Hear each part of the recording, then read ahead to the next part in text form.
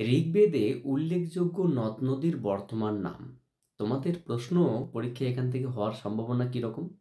তোমাকে পরীক্ষায় প্রশ্ন দিল যে ঝিলাম নদীর পূর্ববর্তী নাম কি ছিল? বা ঋগ যুগে প্রাচীন যুগে ঝিলাম নদীর নাম কি?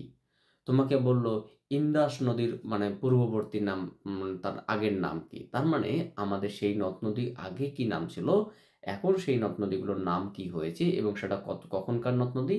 না ঋগ্বেদে উল্লেখিত নদ-নদীর বর্তমান নাম। সেটাই আমরা আলোচনা করছি। তো চলো স্টার্ট করছি কথা না বাড়িয়ে। যেমন গোমাল নদীর অর্থ নদ-নদী এবং বর্তমান নাম। গোমাল নদীর বর্তমান নাম কি? গোমতী নদী। বিস্ততা বিস্ততা নদীর বর্তমান নাম ঝিলাম। রেবা নদীর বর্তমান নাম নর্মদা। ক্রমু নদীর বর্তমান নাম কুরোরাম। কুহা নদীর বর্তমান নাম কাবুল। অক্ষিণী নদীর বর্তমান নাম চিনাব। সুবাস্তু নদীর বর্তমান নাম সোয়াত। সিন্ধু নদীর বর্তমান নাম ইন্দাস। পুরুষিনী নদীর বর্তমান নাম রবি। সরস্বতী নদীর বর্তমান নাম রাঘব বা চিতাং। শতদ্রু নদীর বর্তমান নাম সুতলেজ।